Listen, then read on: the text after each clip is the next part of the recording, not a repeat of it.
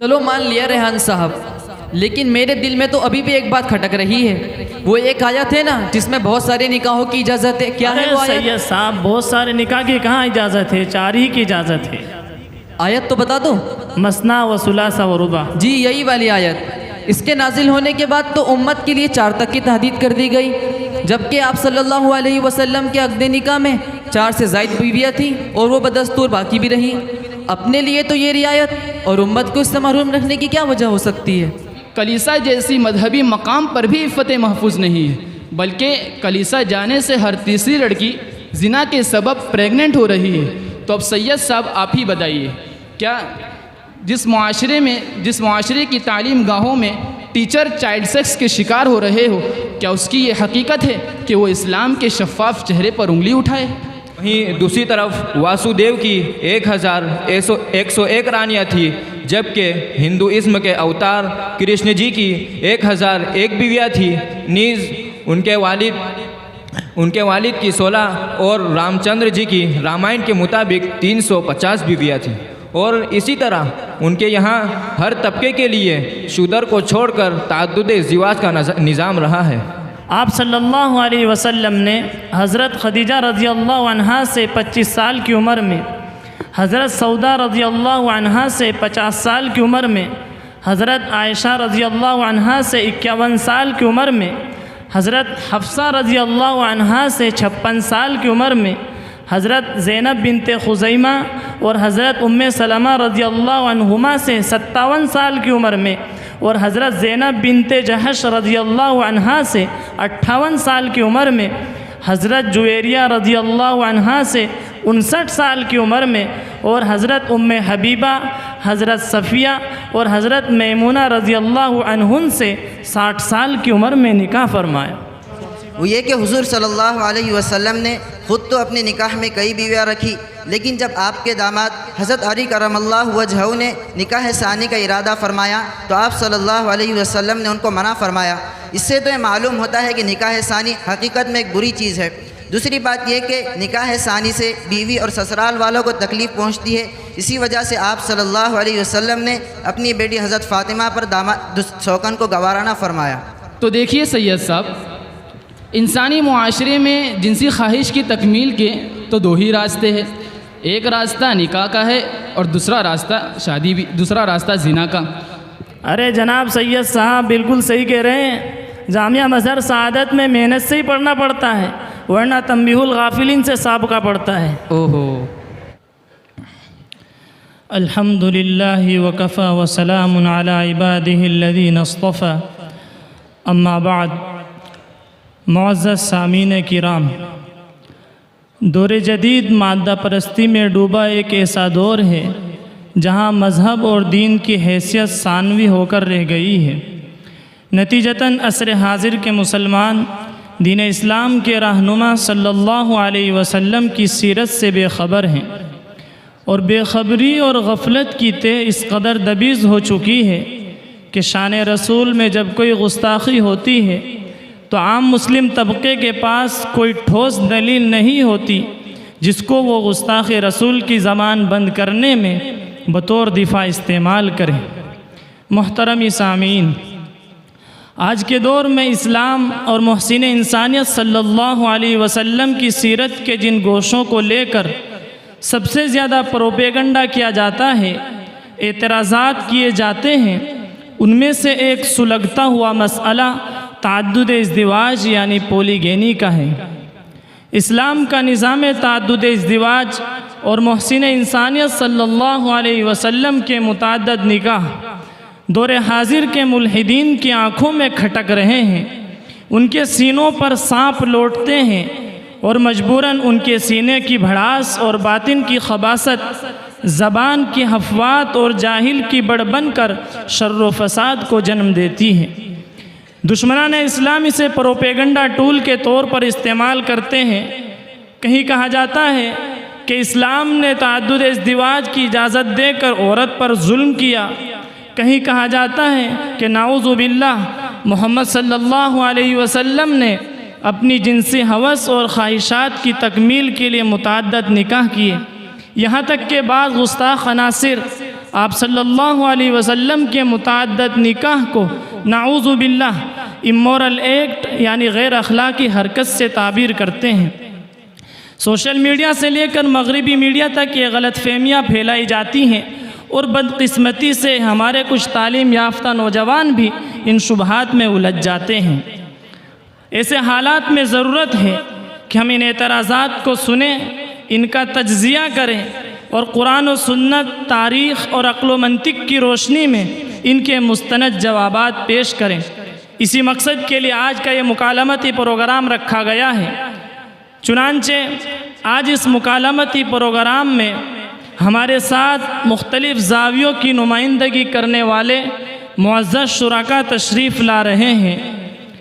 جناب حنظلہ صاحب، جناب سید عمر صاحب، جناب عمر لاتوری صاحب کالج اسٹوڈنٹس اور یوتھ لیڈر کے طور پر شرکت کر رہے ہیں۔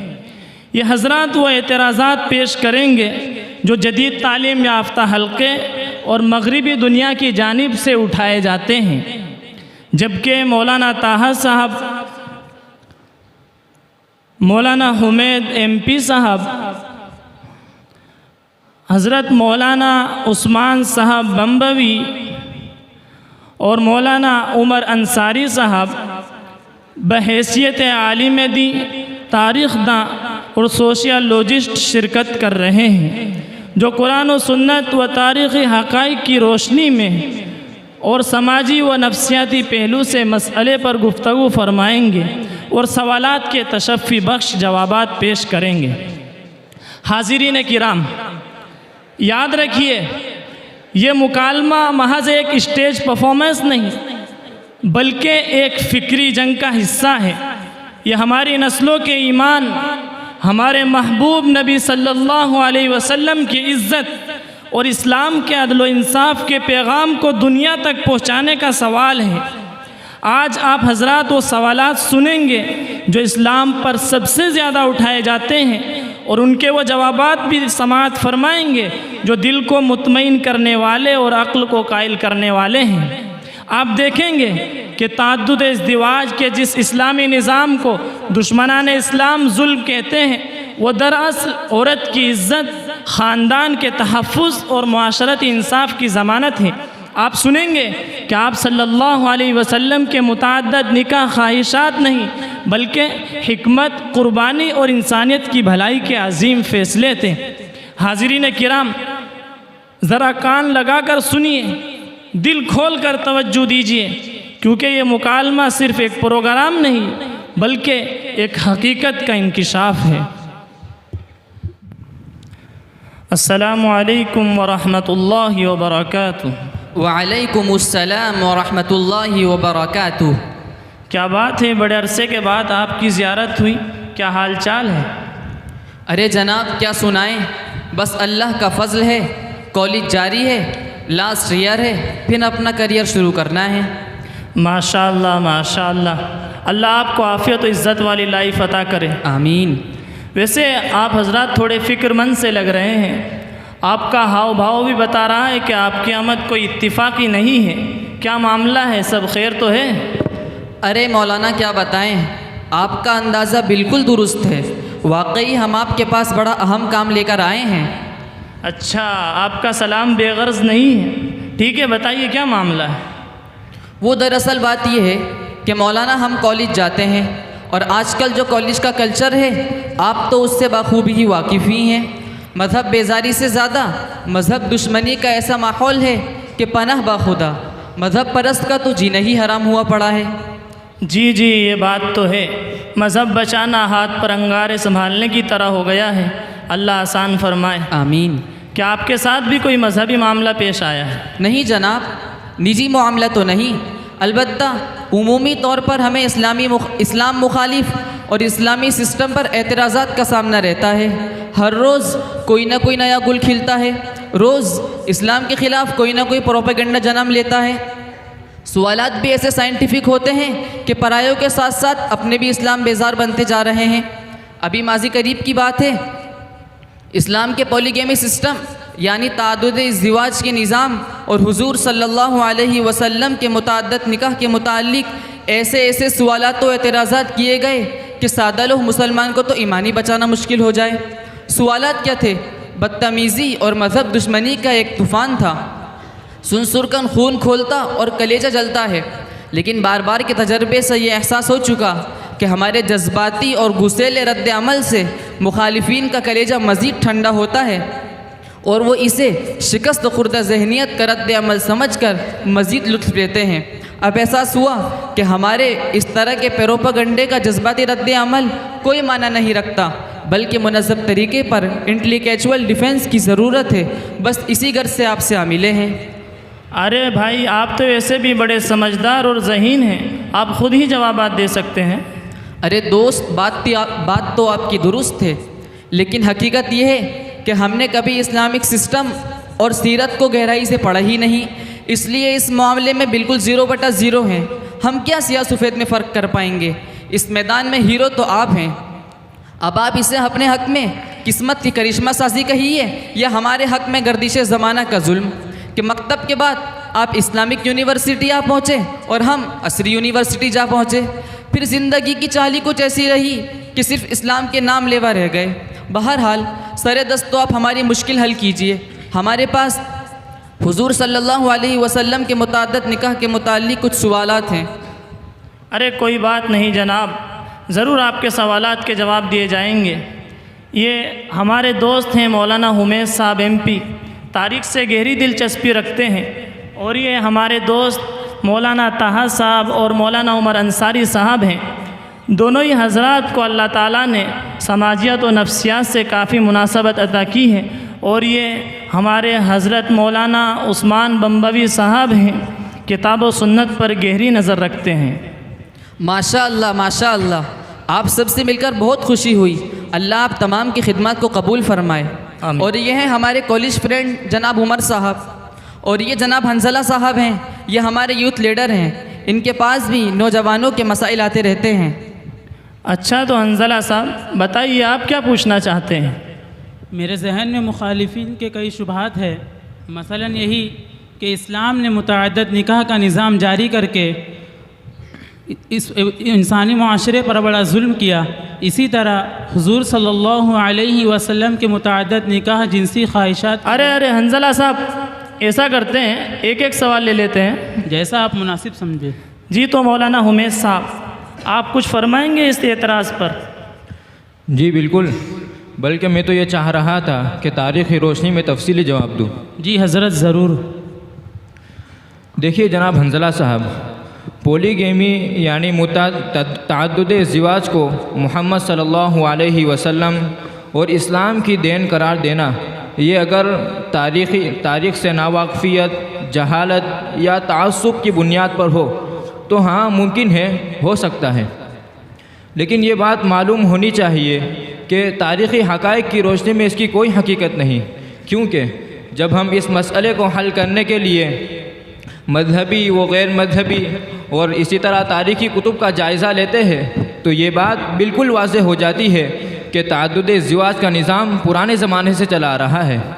چنانچہ انسائکلوپیڈیا آف بریٹانیکا کے مطابق ماہر لسانیات جارج موڈوک کی 1949 کی رپورٹ کے مطابق 554 قوموں میں سے 420 میں تعدد ازدواج کا رواج پایا جاتا ہے۔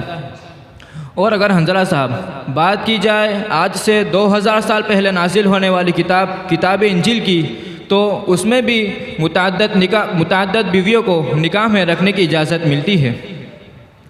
چنانچہ مسٹر ڈیون پورٹ، جو ایک عیسائی فاضل رہا ہے، انجیل کی بہت سی آیتوں کو نقل کرنے کے بعد لکھتا ہے کہ ان آیتوں سے معلوم ہوا کہ متعدد نکاح پسندیدہ ہی نہیں ہے، بلکہ خدا نے اس میں خاص برکتیں بھی رکھی ہے۔ نیز پادری نکس اور جان ملٹن نے پرزور الفاظ میں اس کی تائید بھی کی ہے اور کہا ہے کہ اس سے 10-10، 13-13 بیویوں کو نکاح میں رکھنے کی اجازت ملتی ہے۔ اسی طرح یہودیت میں بھی تعدد ازدواج کا نظام رہا ہے، حتیٰ کہ ان کے یہاں تو کوئی حد بندی بھی نہیں۔ چنانچہ تورات کے جائزے سے یہ بات معلوم ہوتی ہے کہ حضرت ابراہیم علیہ السلام کی 3 بیویاں تھیں، اور انہی کی نسل سے حضرت یعقوب علیہ السلام ہیں جن کی 4 بیویاں رہی ہیں۔ وہیں دوسری طرف حضرت داؤد علیہ السلام کی 6 بیویوں کا نام تورات میں ملتا ہے، جبکہ مجموعی اعتبار سے ان کی 100 بیویاں تھیں۔ نیز حضرت موسیٰ علیہ السلام کی 3 بیویاں تھیں۔ اسی طرح حضرت سلیمان علیہ السلام کی 700 بیویاں اور 300 باندیاں تھیں۔ اور اگر بات کی جائے ہندوازم کی تو the position of women in Hindu civilization کے مطابق کہ مصنف ڈاکٹر ایس ایلسکر کے مطابق ویدک لٹریچروں میں متعدد نکاح کے حوالے قطعی طور پر بہت بکثرت پائے جاتے ہیں۔ چنانچہ ہندوازم کے پیروکار رام چندر جی کو اپنا بھگوان مانتے ہیں، حالانکہ ان کے فادر راجہ دشرتھ جی کی 3 بیویاں تھیں۔ وہیں دوسری طرف واسودیو کی 1101 رانیاں تھیں، جبکہ ہندوازم کے اوتار کرشن جی کی 1001 بیویاں تھیں۔ نیز ان کے والد کی 16 اور رام چندر جی کی رامائن کے مطابق 350 بیویاں تھیں۔ اور اسی طرح ان کے یہاں ہر طبقے کے لیے شودر کو چھوڑ کر تعدد ازدواج کا نظام رہا ہے۔ اور جناب حنظلہ صاحب، دنیا کی اقوام و مذاہب کو چھوڑیے جناب، بلکہ خود اس عرب معاشرے میں بھی جہاں پیغمبر اسلام صلی اللہ علیہ وسلم نے آنکھیں کھولی، آپ تعدد ازدواج کے لیے اسلام کو ذمہ دار نہیں ٹھہرا سکتے، بلکہ اس معاشرے میں تو بلا کسی قید و شرط کے محمد عربی صلی اللہ علیہ وسلم کے پہلے سے یہ نظام چلا رہا ہے۔ تبھی تو اسلام قبول کرنے والوں میں ایسے لوگ بھی تھے جن کی نہ صرف 1 سے زائد بلکہ 4 سے بھی زائد بیویاں تھیں۔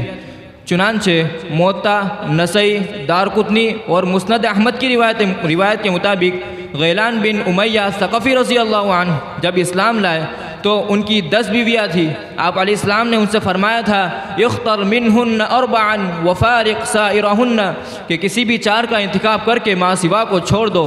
نیز سنن ابی داؤد کی روایت کے مطابق قیس بن حارث رضی اللہ عنہ، جن کو حارث بن قیس بھی کہتے ہیں، وہ فرماتے ہیں کہ بوقت قبول اسلام میری 8 بیویاں تھیں۔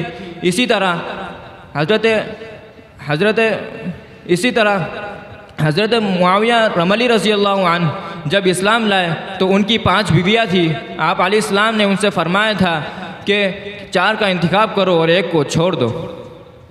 اور جناب حنظلہ صاحب، ذرا یہ بات بھی تو قابل غور ہے کہ یہود و نصارہ کے یہاں سلیمان و داؤد علیہ السلام جیسی ہستیاں تو قابل احترام ہیں، جن کے 100 سے لے کر 700 تک نکاح ہوئے، اور اسی طرح ہنود و برادران وطن کے یہاں واسودیو اور کرشن جی جیسے ہزار بیویاں رکھنے والے افراد تو قابل پرستش ہے۔ وہیں دوسری طرف یہود و نصارہ اور ہنود کو محمد عربی صلی اللہ علیہ وسلم کے بڑھاپے میں کیے ہوئے گنتی کے 9 نکاح بھی جنسی معلوم ہوتے ہیں۔ اب ذرا آپ ہی بتائیے کہ اسے دل کی دشمنی، تعصب اور مذہبی عناد کے سوا بیچاری عقل نام بھی کیا دے سکتی ہے؟ حاصل گفتگو یہ ہے کہ تعدد ازدواج کا نظام اسلام کا پیدا کردہ نہیں، بلکہ یہ تو پہلے سے چلا آ رہا ہے۔ اسلام کا جرم تو یہ ہے کہ اس نے اس نظام کے افراد و تفرید کو اور اس نظام کی تمام ظلم و استحصال کی شکلوں کو ختم کر کے اس میں انسانیت، حسن معاشرت اور حقوق کی پاسداری کا رنگ بھر دیا۔ جزاک اللہ حمید صاحب۔ ارے کیا بول رہے ہیں جناب؟ جزاک اللہ ہوتا ہے بھائی۔ ارے حضرت، وہ کیا ہے نا کہ ہم تھینکس ہی کہتے ہیں، لیکن آپ کی دیکھا دیکھی میں ہم نے جزاک اللہ غلطی سے فرما دیا۔ انشاءاللہ ایسی غلطی دوبارہ نہیں ہوگی۔ ریحان صاحب جی، حمید صاحب نے تاریخی حوالوں کو بہت اچھے طریقے سے بیان کیا، لیکن حمید صاحب نے یہ بھی فرمایا کہ اس سے پتہ چلا کہ پولیگینی کا آغاز اسلام نے نہیں کیا، لیکن حمید صاحب نے یہ بھی فرمایا کہ اسلام نے اس نظام سے افراط و تفریط اور ظلم و استحصال کو ختم کیا اور اسے رولز اور ریگولیشن سے مزین کیا۔ تو کیا ہم معلوم کر سکتے ہیں کہ وہ رولز اور ریگولیشن کیا ہیں؟ جی جناب، بالکل معلوم کر سکتے ہیں۔ ابھی مولانا عمر انصاری صاحب تمام رولز اور شرائط شمار کرا دیتے ہیں۔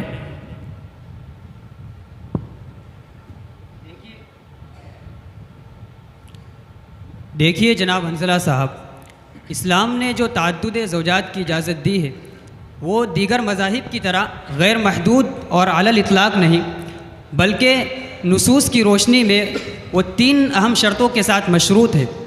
نمبر ایک مسلمان کو ایک وقت میں 4 تک کی ہی اجازت ہے، اس سے زیادہ کی اجازت نہیں۔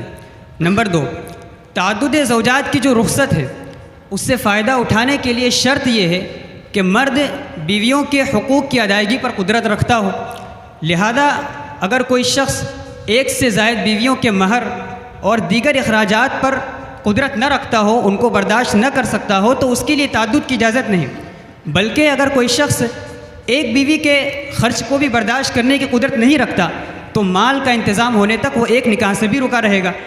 نمبر 3، 1 سے زائد خواتین سے نکاح کرنے کی صورت میں ان کے درمیان عدل اور برابری بھی ضروری ہے، اس لیے کہ اللہ تعالیٰ نے جہاں تعدد کی اجازت دی ہے وہیں یہ بھی تو ارشاد فرمایا کہ فَإِنْ خِفْتُمْ أَلَّا تَعْدِلُوا فَوَاحِدَةً، یعنی اگر تمہیں یہ اندیشہ ہو کہ تم ان کے درمیان عدل نہ کر سکو گے تو تم ایک ہی پر اکتفا کر لو۔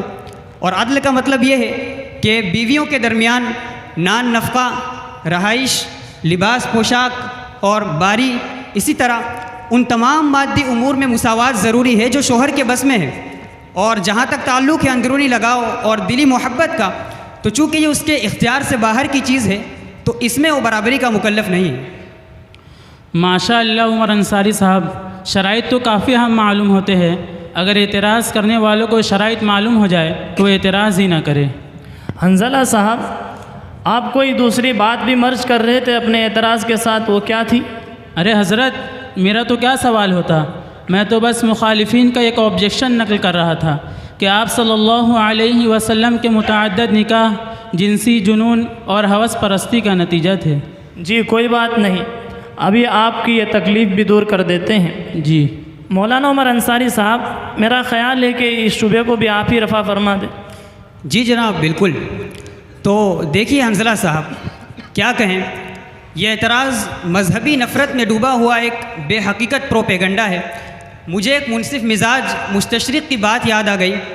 واگلیری نے اس طرح کے بود اعتراض کے ضمن میں لکھا ہے کہ دشمنان اسلام کی کوشش یہ ہے کہ آپ صلی اللہ علیہ وسلم کو اپنے مشن سے عدم مطابقت رکھنے والا ایک کمزور کردار کا حامل فرد قرار دیا جائے۔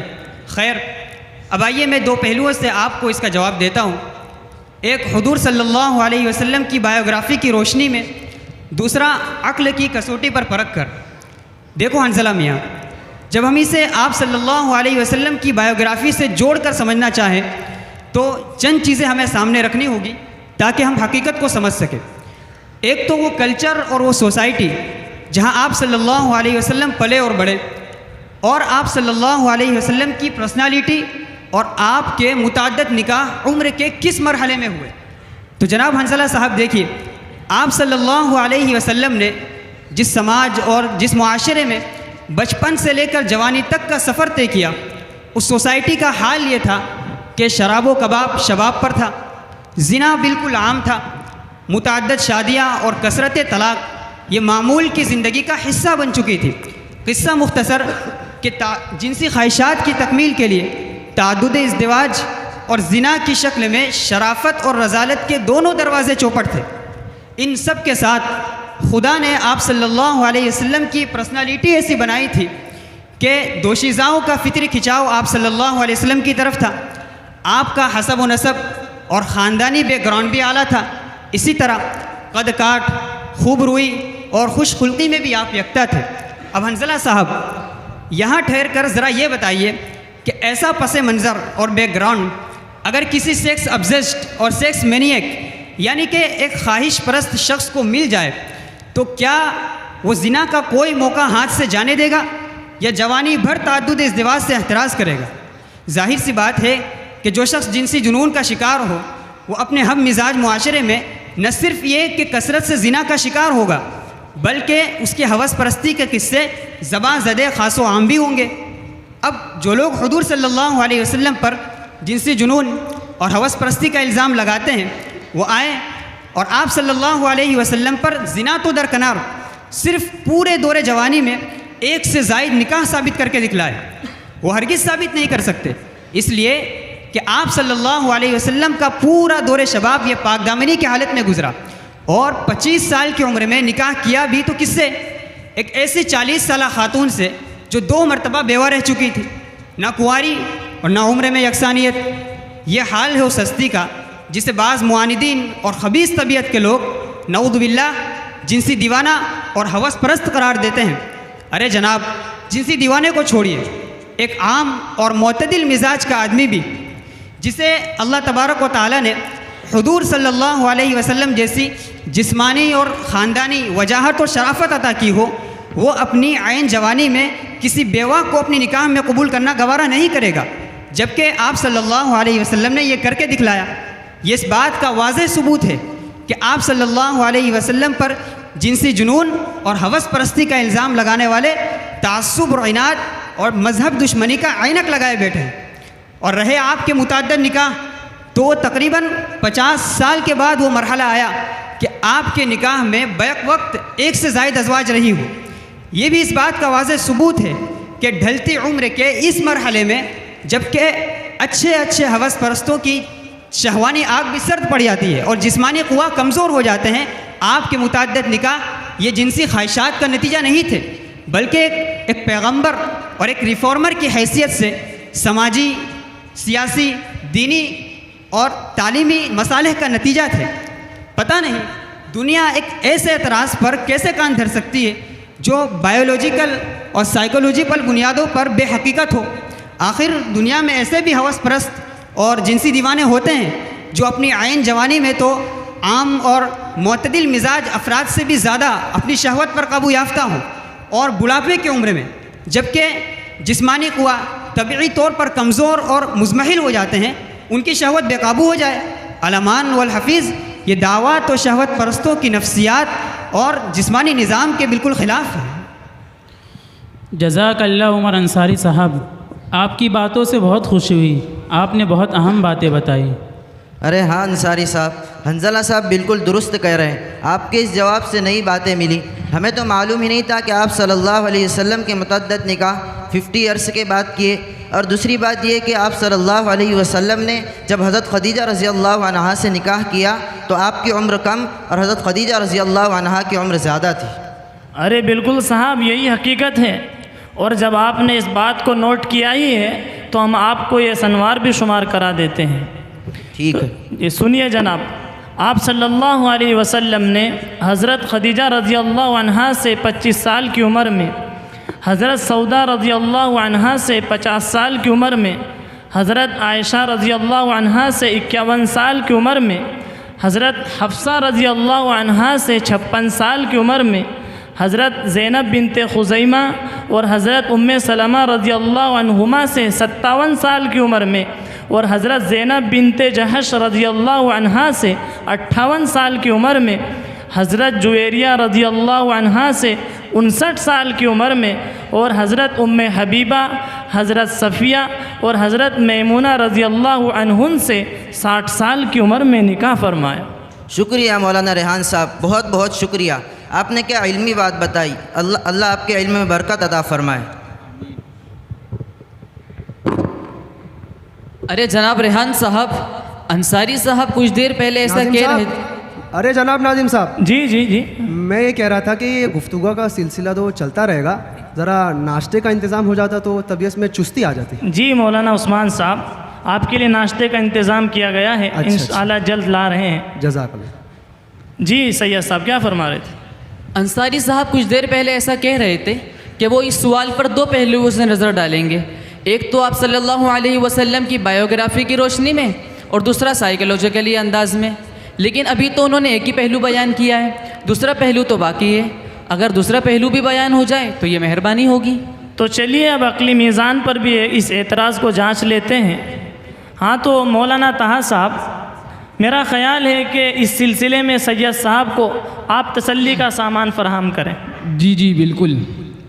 تو دیکھیے سید صاحب، یہ جو مستشرقین کی طرف سے آبجیکشن اٹھایا جاتا ہے کہ نعوذ باللہ آپ صلی اللہ علیہ وسلم نے متعدد نکاح جنسی خواہش کی بنیاد پر کیے، تو اولاً ہم یہ سوال کرتے ہیں کہ کسی انسان میں جنسی خواہش کا زیادہ ہونا یہ غیر فطری اور غیر اخلاقی چیز ہے یا نہیں؟ ظاہر سی بات ہے کہ کوئی غیر فطری اور غیر اخلاقی چیز تو نہیں ہے، کیونکہ اس کا دار و مدار انسان کی صحت و تندرستی پر ہے. اور صحت و تندرستی کا تمام ہی انسانوں میں الگ الگ ہونا یہ ایک فطری اور طبعی امر ہے۔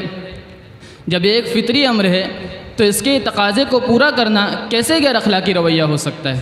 جب یہ غیر اخلاقی رویہ نہیں ہے تو جنسی جنون کا نام دے کر کردار کشی کی گنجائش کیسے نکالی جا رہی ہے؟ لہذا اب اصل سوال یہ ہے کہ انسان جنسی خواہش کی تکمیل کو پورا کیسے کرتا ہے؟ تو دیکھیے سید صاحب، انسانی معاشرے میں جنسی خواہش کی تکمیل کے تو دو ہی راستے ہیں، ایک راستہ نکاح کا ہے اور دوسرا راستہ زنا کا۔ اور جنسی خواہش کی تکمیل کے لیے نکاح کا راستہ بلا تفریق ملک و قوم، بلا امتیاز تہذیب و مذہب تمام ہی زمانوں میں صدیوں سے ایک قانونی اور اخلاقی راستہ رہا ہے۔ جیسا کہ ہمارے مولانا MP صاحب نے جو باتیں بیان کی اس سے یہ بات بخوبی سمجھ میں آتی ہے۔ اور اسی کے بالمقابل دوسرا راستہ زنا کا راستہ ہے، جو ایک غیر اخلاقی، غیر قانونی اور مجرمانہ راستہ ہے۔ لہذا افراط ہوس کے باعث متعدد نکاح جرم ہے یا نہیں، سوال یہ نہیں ہے، بلکہ سوال یہ ہے کہ افراط ہوس کی صورت میں اس کی تکمیل کس طریق پر ہو رہی ہے۔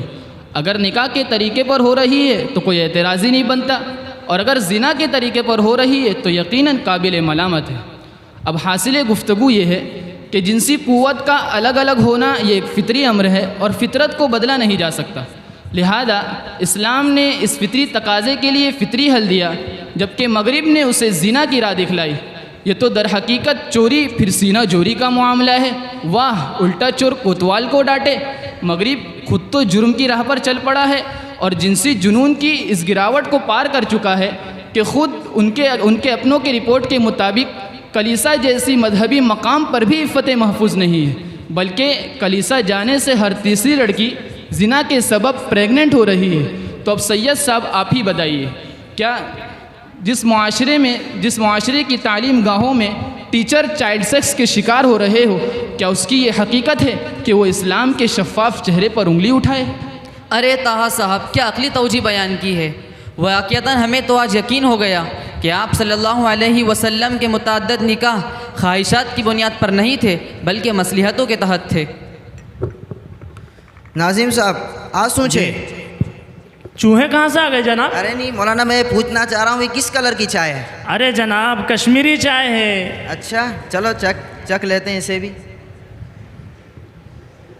ویسے ریحان صاحب جی انصاری صاحب کچھ دیر پہلے ایسا کہہ رہے تھے کہ آپ صلی اللہ علیہ وسلم کے متعدد نکاح پیغمبر اور ریفارمر کی حیثیت سے متعدد مصلحتوں کا نتیجہ تھے، تو کیا آپ بتا سکتے ہیں کہ وہ مصلحتیں کیا تھیں؟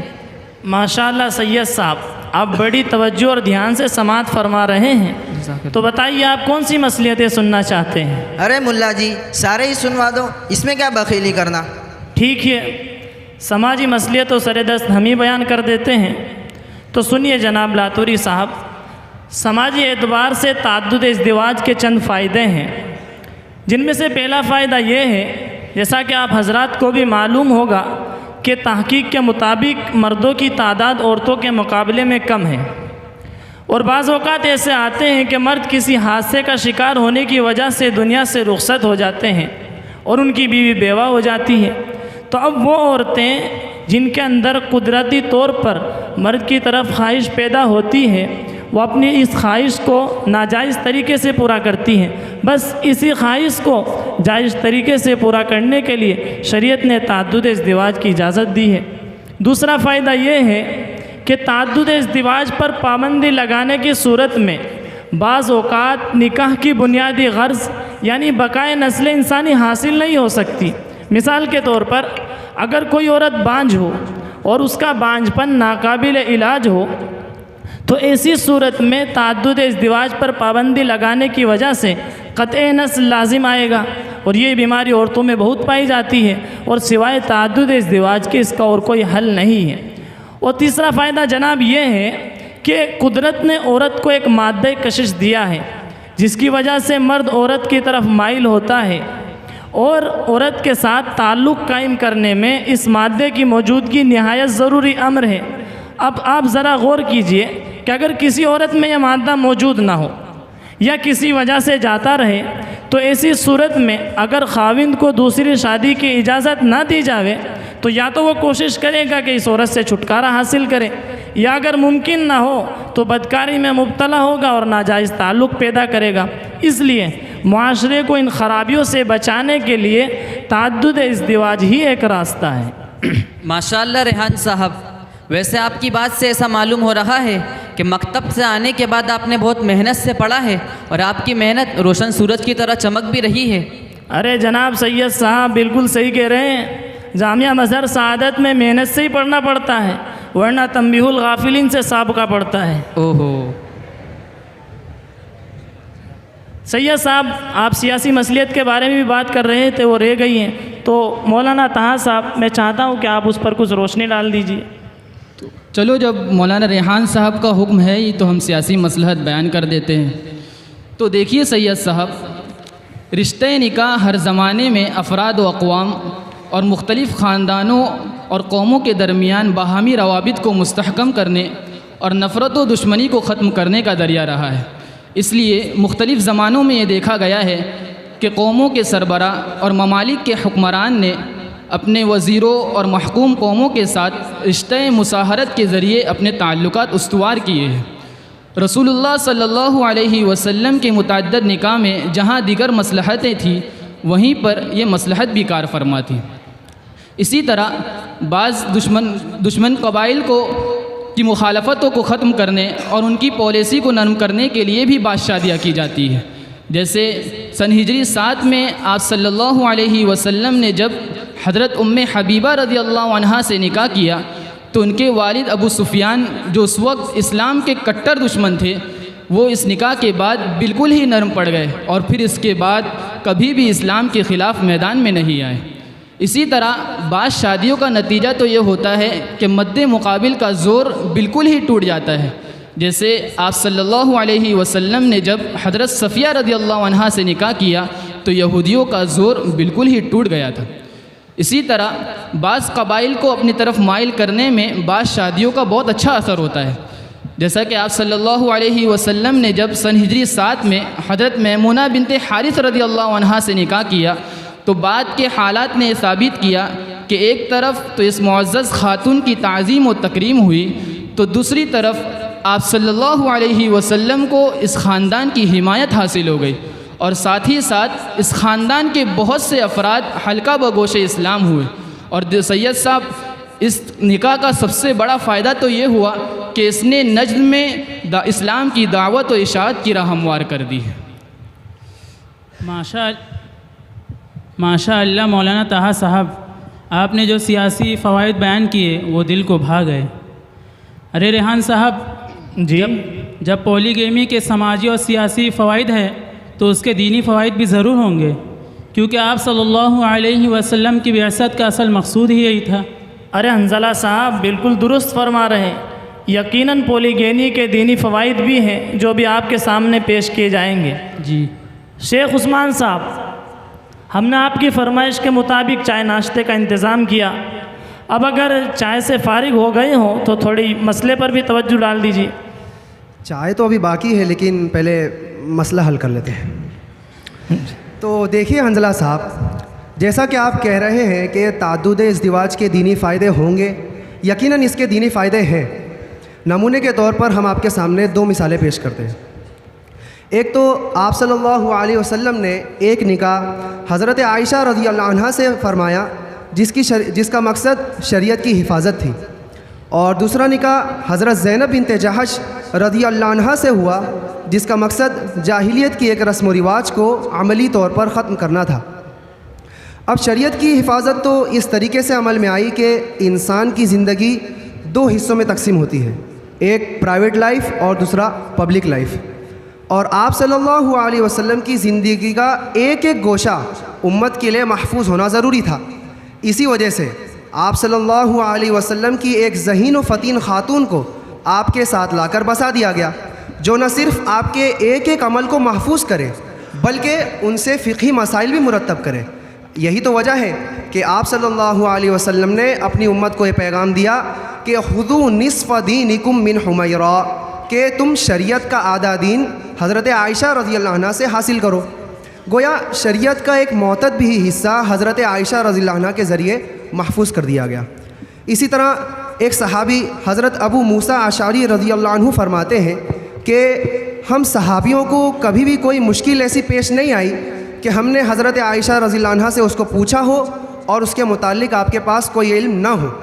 نیز ایک تابعی حضرت عطا بن ابی رباح رحمۃ اللہ علیہ فرماتے ہیں کہ کانت عائشۃ افقہ الناس واعلم الناس واحسن رأیا فی العامہ، کہ حضرت عائشہ رضی اللہ عنہ تمام لوگوں میں سب سے بڑی فقیہہ، تمام لوگوں کے درمیان سب سے زیادہ صاحب علم، اور عوام الناس کے درمیان سب سے زیادہ صاحب الرائے تھی۔ دوسرا نکاح جو دینی فائدے کے تحت ہوا وہ حضرت زینب بنت جحش رضی اللہ عنہ سے ہوا، جو آپ صلی اللہ علیہ وسلم کے منہ بولے بیٹے یعنی ایڈاپٹڈ سن حضرت زید بن حارثہ رضی اللہ عنہ کی زوج محترمہ تھی، لیکن دونوں کے درمیان سماجی مساوات اور کوفو نہ ہونے کی بنا پر نوبت طلاق تک پہنچ گئی تھی۔ تو اور عرب کے اندر یہ عرف چلا آ رہا تھا کہ منہ بولے بیٹے کو حقیقی بیٹا جان لیا جاتا تھا۔ اب اللہ تعالیٰ کو یہ منظور ہوا کہ اس رسم کو عملی طور پر ختم کیا جا سکے، اور چونکہ رسم و رواج میں یہ عمل چلا آ رہا ہے کہ اگر اس کو پریکٹیکلی طور پر ختم کیا جائے، یعنی عملی طور پر اگر اس کو ختم کر دیا جائے تو اس کا اثر دیر پا نہیں بلکہ ہمیشہ رہتا ہے۔ لہٰذا آپ صلی اللہ علیہ وسلم کو اس بات کا مکلف بنایا گیا کہ حضرت زید بن حارثہ رضی اللہ عنہ کے طلاق دینے کے بعد حضرت زینب بنت جحش رضی اللہ عنہ سے آپ خود نکاح فرما لیں تاکہ اس رسم جاہلیت کو عملی طور پر ختم کیا جا سکے۔ تو امید ہے حنظلہ صاحب آپ کو تشفی تو ہو ہی گئی ہوگی، یا پھر اور مثالوں کے منتظر ہیں؟ ارے کافی ہے مولانا عثمان صاحب، ماشاء اللہ آپ نے بہت اہم دینی فوائد بیان کیے۔ ارے مولانا صاحب فائدوں کی منڈی کھول رکھی ہے کیا؟ جس کو دیکھے فائدے ہی سنایا جا رہا ہے، حالانکہ اوریجنل لائف میں اس کے برخلاف ظلم سنا اور دیکھا جا رہا ہے۔ یہ کیا ماجرا ہے؟ اچھا صاحب آپ ظلم سنتے ہیں؟ بے شک۔ ذرا ہمیں بھی تو بتائیں کیا ظلم ہوتا ہے؟ ارے مولانا صاحب آپ کیا جانیں، بڑے مظالم ہوتے ہیں، عورتیں نفسیاتی امراض کے شکار ہوتے ہیں، اسی طرح سومنائزیشن چڑچڑاپن پیدا ہو جاتا ہے، اور اسی طرح میاں بیوی کے آپسی تعلقات خراب ہوتے ہیں، وغیرہ وغیرہ۔ ارے کوئی بات نہیں صاحب، اس مسئلے کا حل بھی ہمارے علماء کرام ضرور پیش فرما دیں گے۔ ہمارے مولانا طہا صاحب سماج و معاشرے پر گہری نظر رکھتے ہیں، اس لیے مناسب معلوم ہوتا ہے کہ اس سلسلے میں یہی گفتگو فرمائیں۔ جی جیسا آپ مناسب سمجھے حضرت۔ تو دیکھیے لاتوری صاحب، اس سلسلے میں ہم آپ کے سامنے چند باتیں پیش کریں گے، غور سے سنیے گا۔ پہلی بات یہ کہ ان کا یہ سوال ہی بے جائے ہے۔ تعدد ازدواج کی وجہ سے عورتوں پر ظلم کا سوال ہی نہیں ہونا چاہیے، کیونکہ اسلام نے ایک سے زائد بیویوں کی اجازت تو اسی وقت دی ہے جبکہ بندہ پورے طور پر انصاف کرنے پر قادر ہو، جیسا کہ ہمارے مولانا انصاری صاحب نے جو شرائط بیان کیے اس سے یہ بات بخوبی سمجھ میں آتی ہے۔ دوسری بات یہ کہ ایک سے زائد بیویوں کا ہونا یہ عورتوں پر ظلم نہیں ہے، بلکہ ایک سے زائد بیویوں کے نہ ہونے کی صورت میں عورتوں پر ظلم ہوتا ہے، اس لیے کہ عورتوں کے لیے سوکنوں کو برداشت کرنا اگرچہ تکلیف دہ ہے، لیکن مرد کی گرل فرینڈس کو برداشت کرنا یہ اس سے بھی زیادہ تکلیف دہ ہے۔ اور تیسری بات یہ کہ کیا آپ ایک بیوی کی صورت میں اس بات کی گارنٹی دے سکتے ہیں کہ بندہ اس پر ظلم نہیں کرے گا؟ اگر ایک سے زائد بیویوں کا ہونا ہی یہ ظلم کی اصل وجہ ہے تو جن شوہروں کے پاس صرف ایک ہی بیوی ہے تو وہاں ظلم نہیں ہونا چاہیے۔ حالانکہ ایک بیوی رکھنے والے شوہروں کی ظلم کی داستانیں آئے دن ہمارے کانوں سے ٹکراتی رہتی ہے، تو معلوم یہ ہوا کہ ایک سے زائد بیویوں کا ہونا یہ ظلم کی اصل وجہ نہیں ہے۔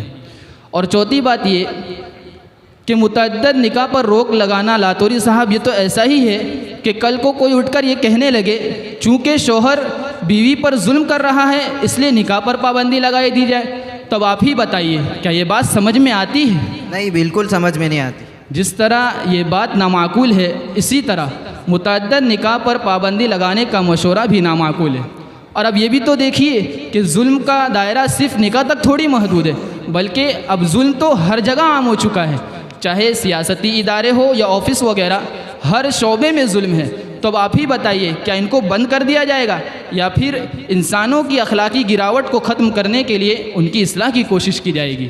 خلاصہ یہ ہے کہ اگر ایک سے زائد بیویوں کی صورت میں کچھ افراد ظلم کرتے ہیں تو ان کی اصلاح کی کوشش کی جائے گی، نہ یہ کہ اس کی وجہ سے ایک ایسی چیز پر پابندی لگا دی جائے گی جسے معاشرے کے ایک ناگزیر مسئلے کے حل کے طور پر اپنایا گیا ہے۔ ہاں تو لاتوری صاحب ہو گئی تسلی؟ ارے کاہے کی تسلی مولانا صاحب، آدھا بول کر آدھا تو چھوڑ دیا۔ ارے میاں کوئی بات نہیں، ابھی مولانا حمیز صاحب دوسرے پہلو پر بھی روشنی ڈال دیتے ہیں۔ جی لاتوری صاحب، تو آپ کی اس ادھوری بات کو بھی میں پوری کر دیتا ہوں کہ تعدد ازدواج کی وجہ سے عورتیں نفسیاتی امراض کا شکار نہیں ہوتی۔ دیکھو، سب سے پہلی بات تو یہ ہے کہ تعدد ازدواج میں شامل تمام عورتیں نفسیاتی امراض کا شکار نہیں ہوتی۔ ہاں، کچھ عورتیں ہوں گی جو اس وقت تعدد ازدواج جو اس وقت نفسیاتی امراض کا شکار ہوں گی، مگر یہ بھی اس وقت ہے جب کہ مرد انصاف کا دامن چھوڑ دے۔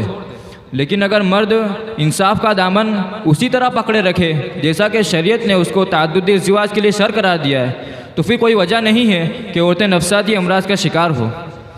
دوسری بات یہ کہ آپ کو اصل جس ذات پاک صلی اللہ علیہ وسلم پر اعتراض ہو رہا ہے انہی کی ازدواجی زندگی کا جائزہ لیا جائے۔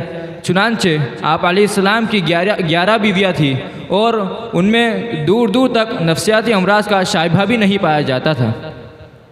اب تیسری بات یہ ہے کہ مستشرقین تعدد ازدواج پر اس لیے پابندی لگا رہے ہیں کہ اس کی وجہ سے نفسیاتی امراض بڑھتے ہیں۔ تو مستشرقین نے جہاں پر تعدد ازدواج پر پابندی لگائی وہیں پر انہوں نے جسم فروشی کو جائز قرار دے دیا اور ان میں پائے جانے والے امراض سے تعرض نہیں کیا۔ نہ صرف یہ کہ عورت کو بیچنا اس کے وقار کے خلاف ہے، بلکہ اس کی وجہ سے جو نفسیاتی دباؤ اس پر ہوتا ہے اور جن امراض سے وہ گزرتی ہے وہ تعدد ازدواج میں رہنے والی عورتوں سے کئی زیادہ ہوتا ہے۔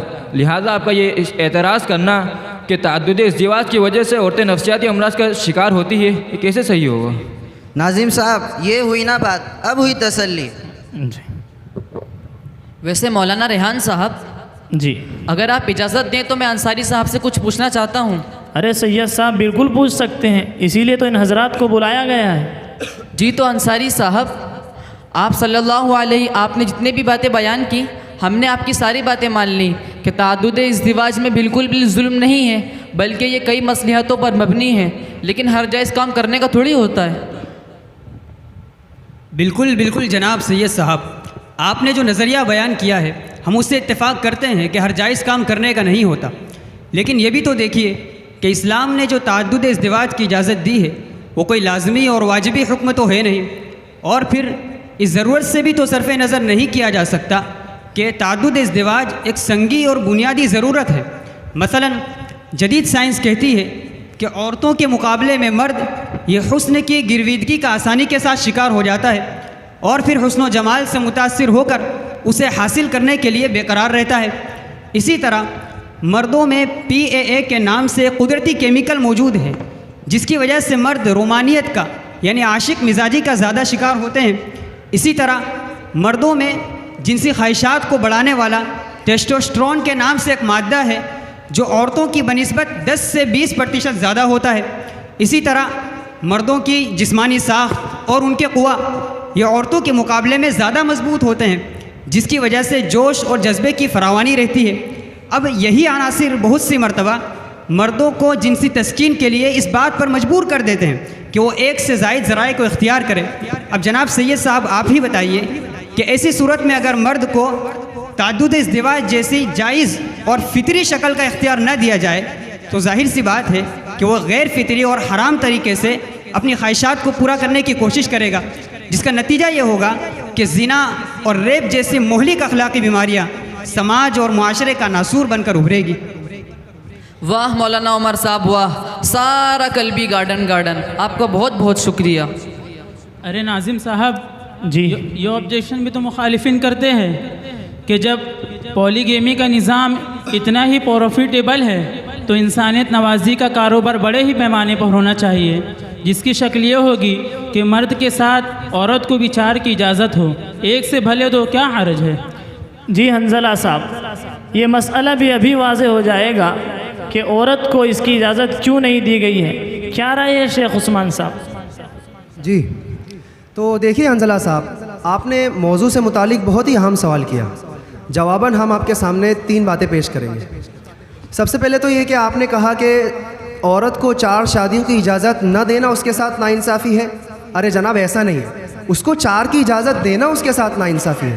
اور وہ اس طرح کہ آج کی میڈیکل سائنس اس بات کو پروف کر چکی ہے کہ ایک عورت کے رحم میں کئی مردوں کا مادہ منویہ یعنی سپرم کا جمع ہونا اس کے اندر ایڈز جیسی شدید خطرات کو پیدا کرتا ہے. نیز یہ بات بھی تو قابل غور ہے کہ جس سے مذہب بنتا ہے اسی سے تو خاندان کی رعایت ہوتی ہے. اب اگر ایک ہی عورت کے رحم میں کئی مردوں کا مادہ منویہ جمع ہو تو رشتے کی تعین ہی نہیں ہو سکے گی, اور ایسی صورت میں عدالت کے چکر کاٹنے کے سوا کوئی چارہ نہیں رہے گا. تیسری بات یہ کہ ہسبینڈ وائف میں میاں حاکم ہوتا ہے اور عورت محکوم ہوتی ہے. اب اگر ایک ہی بیوی کے کئی حاکم ہوں گے تو یہ بیچاری ایک ناتواں اور کمزور عورت اتنے سارے حاکموں کے درمیان اپنی زندگی کیسے بسر کر سکتی ہے؟ بس میری بات کا خلاصہ یہی ہے کہ ایک بیوی کے لیے ایک مرد کا فیصلہ کئی حکمتوں پر مبنی ہے. دنیا میں شاید ہی کوئی ایسا مذہب ہوگا اور شاید ہی کوئی ایسا قانون ہوگا جس نے ایک عورت کے لیے ایک سے زائد مرد کو تسلیم کیا ہو. تو امید ہے کہ آپ کو تسلی ہو ہی گئی ہوگی. جی بالکل, جزاک اللہ مولانا عثمان صاحب, بہت بہت شکریہ. مولانا ریحان صاحب یہ سب تو ٹھیک ہے, لیکن ایک بات اب تک واضح نہیں ہوئی. جی کون سی بات؟ وہ یہ کہ حضور صلی اللہ علیہ وسلم نے خود تو اپنے نکاح میں کئی بیویاں رکھی, لیکن جب آپ کے داماد حضرت علی کرم اللہ وجہہ نے نکاح ثانی کا ارادہ فرمایا تو آپ صلی اللہ علیہ وسلم نے ان کو منع فرمایا. اس سے تو یہ معلوم ہوتا ہے کہ نکاح ثانی حقیقت میں ایک بری چیز ہے. دوسری بات یہ کہ نکاح ثانی سے بیوی اور سسرال والوں کو تکلیف پہنچتی ہے. اسی وجہ سے آپ صلی اللہ علیہ وسلم نے اپنی بیٹی حضرت فاطمہ پر داماد شوکن کو گوارا نہ فرمایا. جی لاتوری صاحب, کوئی مسئلہ نہیں. مجھے امید ہے کہ ہمارے علماء کرام میں سے کوئی صاحب اس مسئلے کو ضرور واضح فرما دیں گے.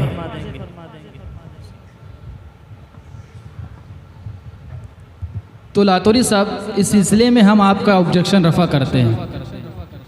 آپ کے سوال سے تو ایسا معلوم ہوتا ہے کہ اس واقعے سے آپ کو 2 قسم کی غلط فہمیاں پیدا ہوگی. اچھا جی, ہمیں تو پتہ ہی نہیں تھا. ایک یہ کہ نکاح ثانی فی الواقع بری چیز ہے, اور دوسرا یہ کہ سوکن لانے کی وجہ سے عورت کے رشتہ داروں اور والدین کو تکلیف ہوتی ہے. اس لیے میں ترتیب سے آپ کے دونوں شبہات کو حل کرنے اور آپ کو انشاءاللہ مطمئن کرنے کی کوشش کروں گا. ہاں بس آپ تمہیدی طور پر ایک نقطہ ذہن نشی رکھیے کہ آپ صلی اللہ علیہ وسلم کے احوال و معاملات پر دوسروں کو پرکھنا صحیح نہیں ہوگا, کیونکہ دوسرے انسانوں سے ہٹ کر آپ صلی اللہ علیہ وسلم کا وجود اس دنیا میں 2 حیثیتوں سے تھا. ایک حیثیت میں آپ انسان تھے, اور انسان ہونے کے ناطے فطری اعتبار سے یہ ممکن نہیں تھا کہ آپ کی صاحبزادی کے گھر سوکن آئے اور آپ کو تکلیف نہ ہو. ظاہر ہے کہ تکلیف کا تھوڑا بہت اثر تو طبیعت پر پڑنا ہی تھا, جس کی شکل میں آپ صلی اللہ علیہ وسلم نے ناگواری کا اظہار فرمایا. دوسری حیثیت میں آپ اللہ کے رسول تھے, اور رسول ہونے کی حیثیت سے آپ کا مقام یہ تھا کہ اگر کسی کے تعلقات آپ کے ساتھ خراب ہو گئے یا کوئی آپ کے لیے تکلیف کا سبب بن گیا تو اس کے دین و ایمان کی خیر نہیں تھی. تو اگرچہ حضرت علی رضی اللہ عنہ کا نکاح کرنا حلال تھا, مگر اس کے کرنے سے اندیشہ تھا کہ حضرت علی رضی اللہ عنہ اور ان کی دوسری بیوی کا ایمان خطرے میں پڑ جائے. اس لیے حضور صلی اللہ علیہ وسلم نے ناگواری کا اظہار فرمایا. اور ہاں لاتوری صاحب, آپ نے جو یہ فرمایا کہ تعدد ازدواج میں عورت کے ساتھ ساتھ اس کے کئی قریبی رشتہ داروں کو تکلیف ہوتی ہے, تو اس سلسلے میں عرض خدمت ہے کہ شریعت تعدد ازدواج کی صورت میں پیدا ہونے والے ان تمام نفسیاتی مسائل سے بخوبی واقف ہے, چاہے لڑکی کے والدین کی ناراضگی ہو یا سوکنوں کی آپسی ناچاقیاں وغیرہ. لیکن اس کے باوجود شریعت کے پیش نظر سماج و معاشرے کی چند ایسی مصلحتیں ہیں کہ اگر ان انفرادی نفسیاتی مسائل کی رعایت میں ان کو نظر انداز کر دیا جائے اور ایک بیوی رکھنے کو لازم قرار دیا جائے تو سماج و معاشرہ اخلاقی گراوٹ اور اجتماعی نفسیاتی مسائل و امراض کا شکار ہو جائے گا. اس لیے شریعت نے اس اجتماعی مفاد و صلاح کے پیش نظر تعدد ازدواج کا نظام باقی رکھا ہے. ارے واہ مولانا صاحب, آپ کا جواب تو بغیر پانی کے ہی نیچے اتر گیا. جزاک اللہ. چلو مان لیا ریحان صاحب, لیکن میرے دل میں تو ابھی بھی ایک بات کھٹک رہی ہے، وہ ایک آیت ہے نا جس میں بہت سارے نکاحوں کی اجازت ہے، کیا ہے وہ آیت؟ سید صاحب بہت سارے نکاح کی کہاں اجازت ہے، 4 ہی کی اجازت ہے، آیت تو بتا دو۔ مثنا و ثلاث و رباع۔ جی یہی والی آیت، اس کے نازل ہونے کے بعد تو امت کے لیے 4 تک کی تحدید کر دی گئی، جبکہ آپ صلی اللہ علیہ وسلم کے عقد نکاح میں 4 سے زائد بیویاں تھیں اور وہ بدستور باقی بھی رہیں۔ اپنے لیے تو یہ رعایت اور امت کو اس سے محروم رکھنے کی کیا وجہ ہو سکتی ہے؟ اچھا آپ کا یہ مسئلہ ہے، جی کوئی بات نہیں، ہمارے شیخ عثمان صاحب کتاب و سنت سے گہرا تعلق رکھتے ہیں، ابھی آپ کی یہ تکلیف دور کر دیتے ہیں۔ سید صاحب بظاہر تو آپ کی بات صحیح معلوم ہوتی ہے، لیکن دراصل معاملہ برعکس ہے۔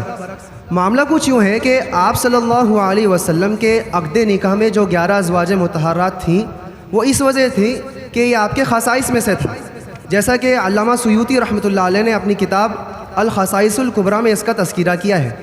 نیز آگے آپ یہ بھی لکھتے ہیں کہ شریعت مطہرہ میں غلام کو صرف اور صرف 2 نکاح کی اجازت دی گئی ہے، اس کے برخلاف آزاد مرد کو 4 کی اجازت دی گئی ہے۔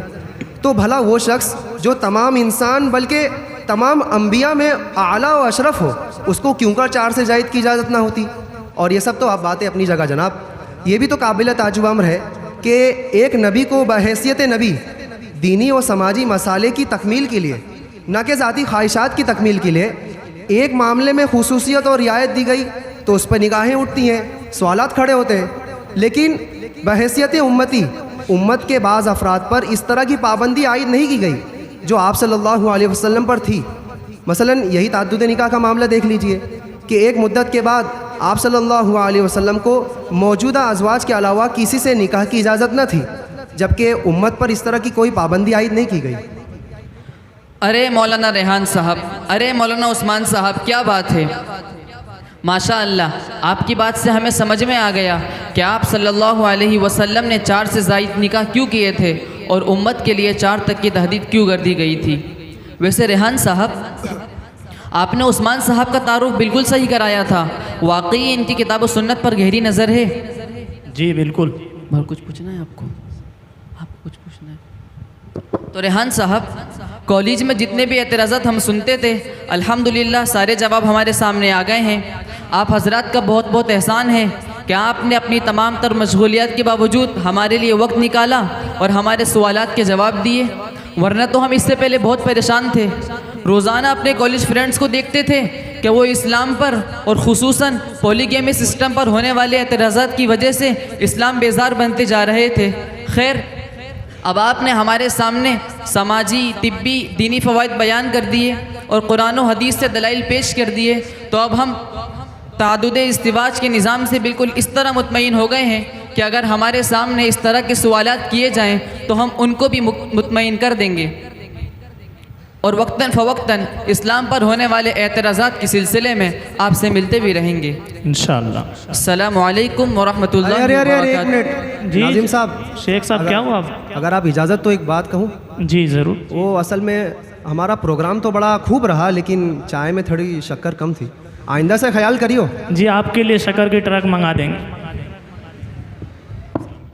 الحمدللہ، آج کا ہمارا یہ مکالمتی پروگرام اللہ تعالیٰ کے فضل و کرم، سامعین کی پروقار و پرجوش شرکت، اساتذہ کرام کی رہنمائی، مہمانان اعظام کی توجہات سے اختتام پذیر ہوا۔ ہم اس پر اللہ تعالیٰ کے حضور سجدہ شکر بجا لاتے ہیں، نیز تمام سامعین کرام، اساتذہ اعظام اور مہمانان گرام قدر کا دل کے نہا خانوں سے شکریہ ادا کرتے ہیں۔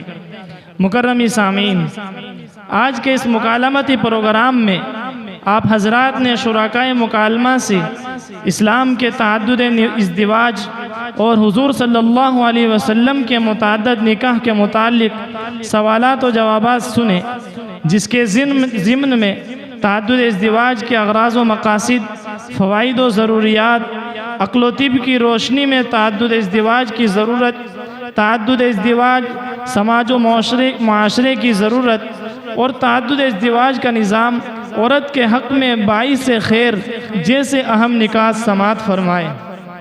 بھائی ہم 2 نکتے تو موضوع کا حق ادا کر گئے۔ ایک یہ کہ اسلام نے تعدد ازدواج کا آغاز نہیں کیا، بلکہ پہلے سے چلے آ رہے اس نظام کی کھوٹ اور افراط و تفریط کو ختم کر کے اسے نقطۂ اعتدال پر قائم کیا اور اسے غیر محدود سے محدود، غیر منظم سے منظم اور حقوق کی پاسداری اور عدل و انصاف سے مزین کیا۔ دوسرا نقطہ یہ ہے کہ آپ صلی اللہ علیہ وسلم نے 54 سال کی عمر تک صرف ایک بیوی کے ساتھ گزارا کیا، پھر 58 سال کی عمر میں 4 بیویاں حرم نبوی میں آئیں، اور یہ نقطہ خصوصی طور پر قابل توجہ ہے کہ حضرت عائشہ رضی اللہ عنہا کے ماں سوا تمام امہات المؤمنین بیوہ اور دراز عمر تھی۔ مکرم سامعین، ہم شرکائے مکالمہ ایک بار پھر تمام سامعین اعظام حاضرین جلسہ کا دل کے نہا خانوں سے شکریہ ادا کرتے ہیں کہ آپ نے پوری متانت و سنجیدگی و دلچسپی اور گرم جوشی سے شرکت فرما کر مکالمے کو کامیاب بنایا۔ جزاکم اللہ خیرا و احسن الجزا۔